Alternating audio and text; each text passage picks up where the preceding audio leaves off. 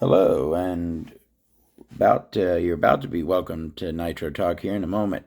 I'm just hopping on here before the video to let you know I always watch my videos before I post them, and as I was watching this one, I'm like, what in the heck was I talking about? I tend to start rambling sometimes, and I was going on about how the air comes in the engine and cuts to the right and then comes to the sleeve. I'm just I don't think about this stuff as I'm talking about it. Of course, I know that the air comes in through the carburetor into the crank and is shot out to the rear of the engine, shot out through this hole to the rear of the engine. I know the air doesn't come in and make a right turn right there. Small block or big block. So anyways, yeah, you're going to hear me. You might be like, what the heck's he talking about? I don't know what I'm talking about. I'm just kind of rambling. So hope y'all like the video. Take her easy.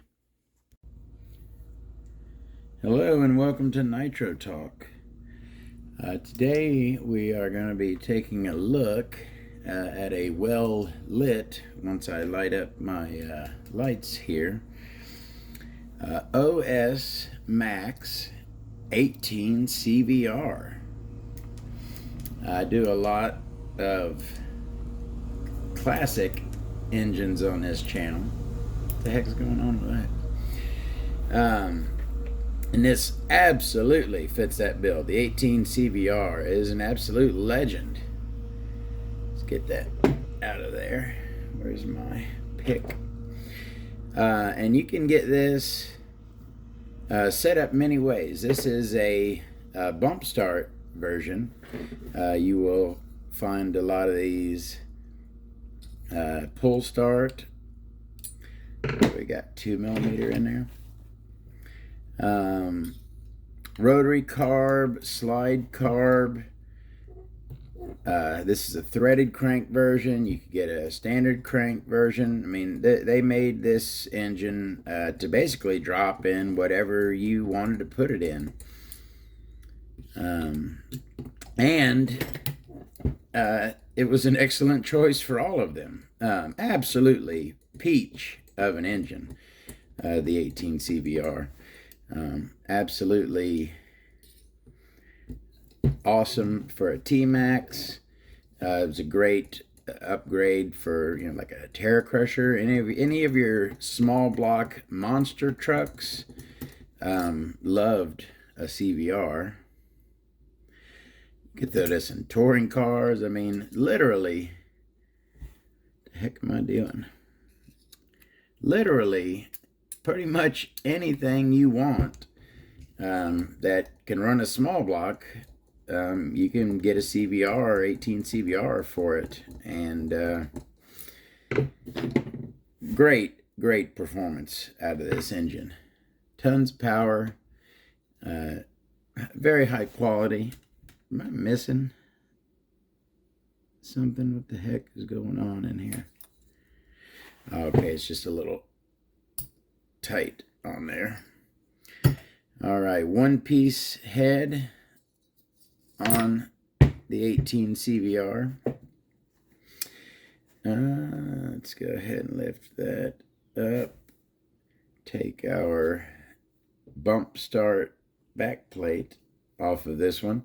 And I'm going to assume that when I get this back plate off, it's probably, well, no, it probably won't have the same crank with a nub on it for pull starting.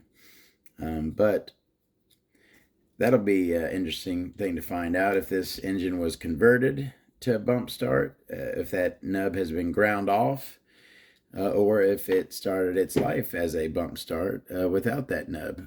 We definitely see that this crank has been cut, which I believe that's for the RC10 GT. Needs a really short crank like that. I'm not absolutely positive though. All right. Let's take our back plate off. Yeah, this looks like it was, it started out as a bump start engine. Let's see if that sleeve wants to come on out.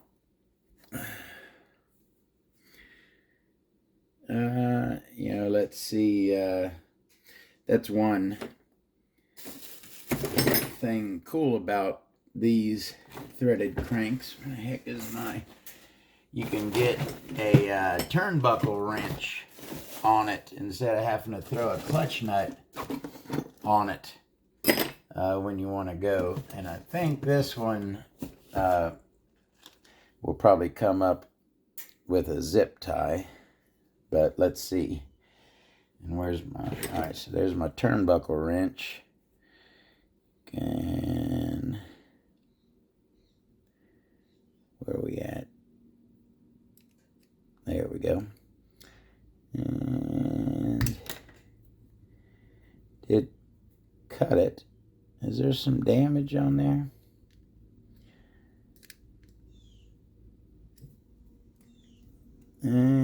Come on. That's why I don't like using the zip ties. They get caught. All right. And we will very gently grab the edge of that sleeve, lift it up. Is there some damage to that? Yeah, looks like someone, could have been me.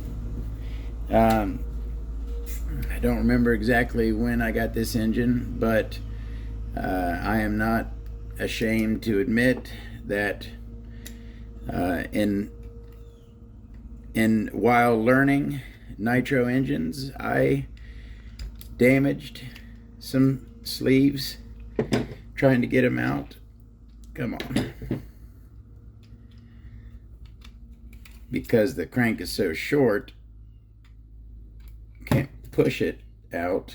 Kind of gotta get something, there we go, on it.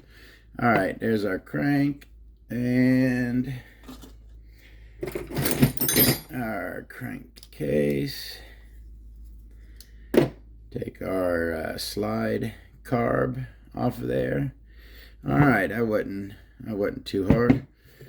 All right, there's our OS 18 CVR. Let's go take a look at that head first. Always, especially on an OS head, I think scratches on an OS head just hurt a little bit more than other engines. They have that beautiful blue color, and they're so frickin' expensive. You go try to buy this 18 CVR replacement head, I guarantee you're going to pay $75 for it if you can find one. I just noticed that. Can you see that glow plug is all out of whack there? Now, I don't recommend this, but if you know Todd, Todd can't let anything go that can be repaired or improved. So when I see that glow plug like that, I have to take my little pick here and recenter that so that now, and look at that glow plug looks like a perfectly fine, good glow plug again. Let's see, give her the old juice. We're glowing nice and bright. Yeah, I'll just let that go at that. Looks like we got one. Oh, no, we got two. We got a brass and a copper shim on here. It is a one-piece head. It is a standard glow plug, not a turbo head. And it is protruding into the combustion chamber there pretty well. That plug needs to be lowered. We need either a thicker shim washer, copper washer, or maybe a second thin copper washer, but that glow plug is sitting way too high into the combustion chamber, as you can see. Should be flush at the bottom, just like a turbo. Your standard plug does not have to be improperly placed in the combustion chamber. You can set it perfectly along the bottom of the bowl, just like a turbo plug. It's called the Todd Turbo. Check out my video on it. All right. Let's go ahead and check out that carb. Now, like I said, you could get this slide carb, rotary carb. This here is the slide carb version with an 11G. It looks like, yeah, 11G carburetor on there. It is a 2-needle carb. This is just to take off the arm, throttle arm there. As your idle stop screw. And well, it looks like maybe 6mm, fairly good size for a small block for an 18. Tons of power out of the 18 CVR. You're never want for power with this engine. Let's take a peek at that cut crank that has been cut normally to fit in specific vehicles that require short cranks. I believe the RC10 GT is one that requires a short crank, although I'm not positive. No real, and this will go in the ultrasonic bath next, but nothing much done to the crank here. No fang, nothing on the leading edge, trailing edge. Yeah, our induction window there has a nice smooth ramp going into it. But other than that, crank looks kind of plain on the 18 CVR. On our back plate, kind of follows along with that same theme, kind of plain.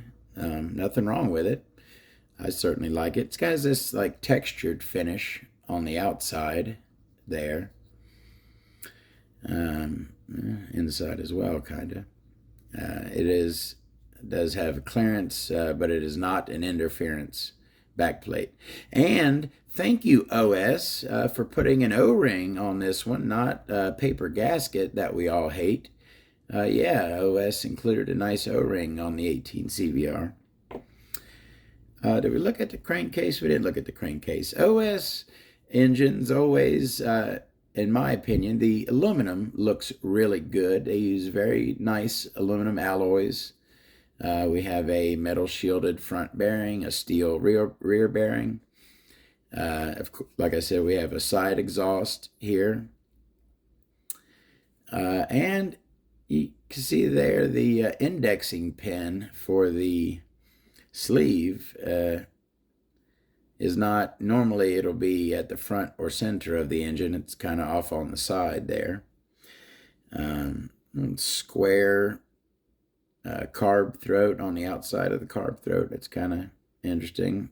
Standard OS pinch bolt there. Japan OS engines, made in Japan. Very high quality, high precision engine. It's OS. Come on, we know OS. OS is a great engine.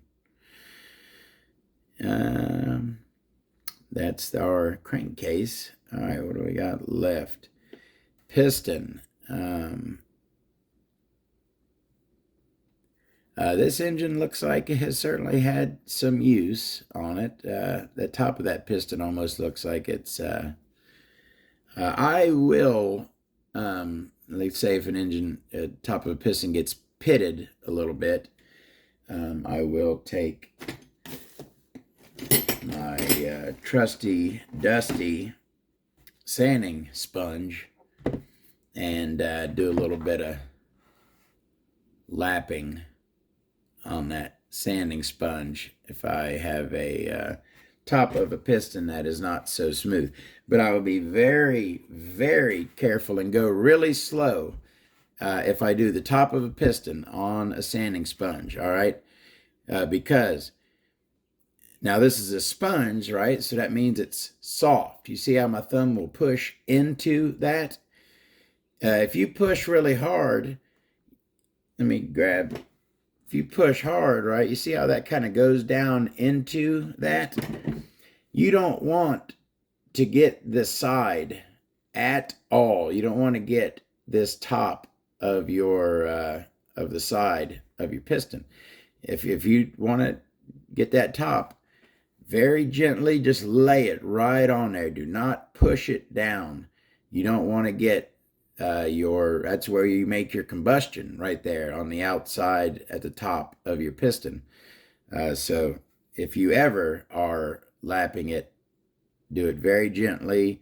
Do not push it down to where you just get the very top. You don't want to mess with that side. Certainly not a knife-edged conrod. Got a nice flat-sided conrod there. Not super meaty at the bottom.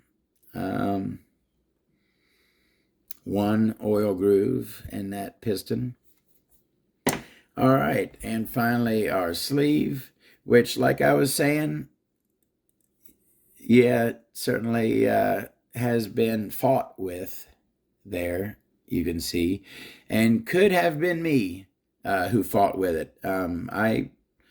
In my early days dealing with nitro engines, I certainly marred up a few. My thing, I would get frustrated. I would just come right in with, oh, this is horrible. Do not ever do this. Even just getting this close to here, it's making me nervous.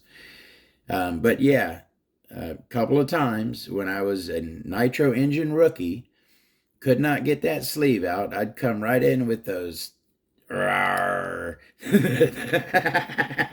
sorry, those big steel hard teeth on that pair of pliers and just grip the top of that sleeve and then work it back and forth and pull it out. No, do not ever do that. There's much better ways to get a sleeve out. You don't want to. Now, here's the thing. I'll also tell you that the important part of the sleeve is the top, pretty much like the piston. This side here damage, this one, look at the top of this. I don't see any damage that reached the top of that sleeve.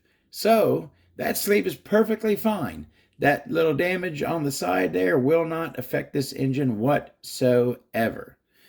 If you have to, like when I get a sleeve, let's say, you know, that the important part is starting it, right? Getting it up a little bit.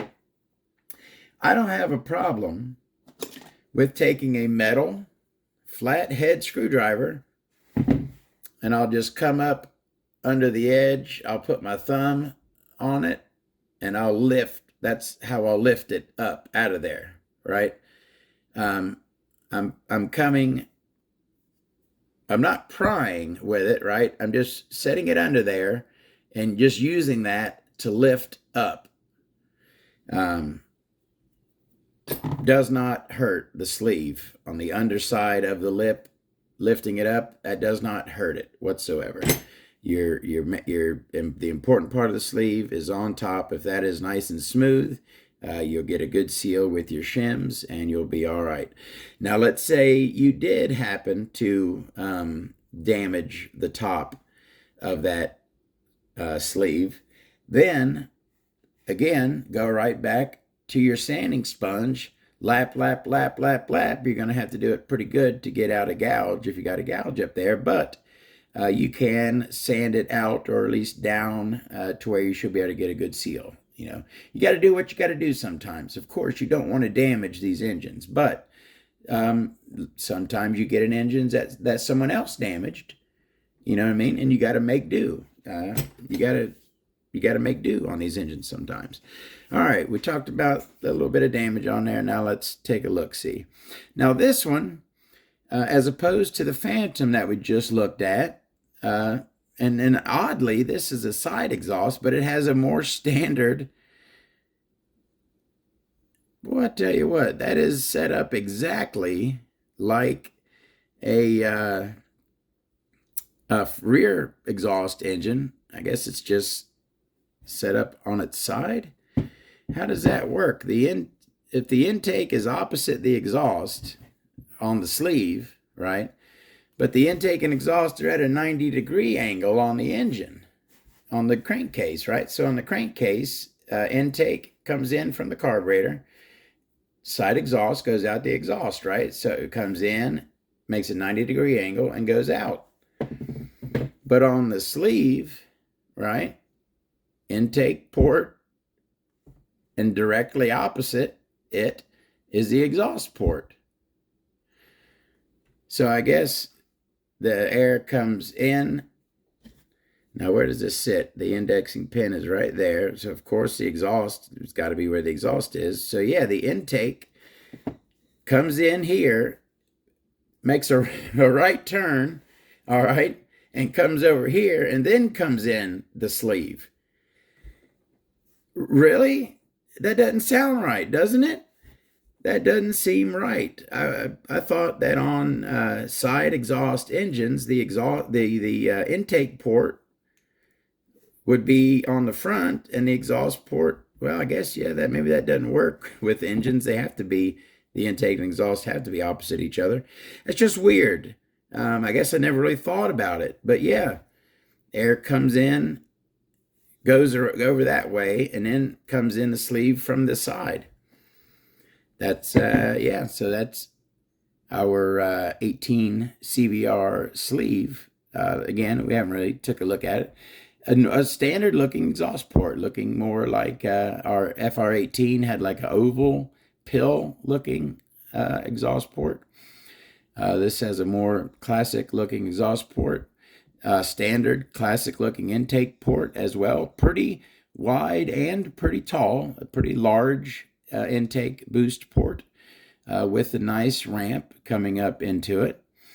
Our Schneerly ports on the side, though, they are cut nicely directional, but no ramp and no fang on our side ports there. Neither one. Flat top on our exhaust port. Yeah, I mean, that's something I've learned, and we've talked about before. Pretty much every design I've seen so many different sleeve designs, and all of them can make great power. This engine, obviously, it's the 18 CVR. We all know the 18 CVR. It's a bad mofo. It is. But yeah, apparently the air comes in, takes a little detour off to this side, cuts around the corner, and then shoots right on in and out. That's the way it's done, apparently.